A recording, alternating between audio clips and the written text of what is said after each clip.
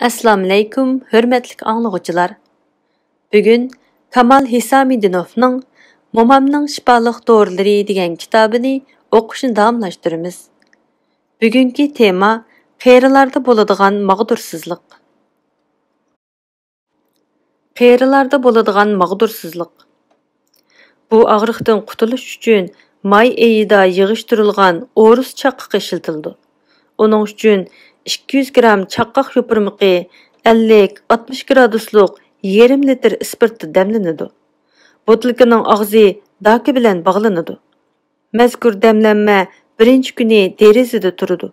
Ertasidan boshlab yana 8 kun qorong'u shkafda saqlanadi. Keyin uni suzib har kuni 3 qitim g'izo tamoqdan yarim soat ilgari choy qo'shiqda bir qo'shiqdan ichildi. Şunu əstin çıxarmaslık kerakki, akşamı orunğa kiriş aldidimi bir çay qoşuq içilidi. Dorini tügügiçe içiş talab qılınıdı. Bu doridan keyin çoğ yaşdaki adam özünü sağlam, temen his qılıdı. Yürek faoliyati yaxşılanıp, qan tarkibi oңşılıdı. Hərəkət yenikleşidi.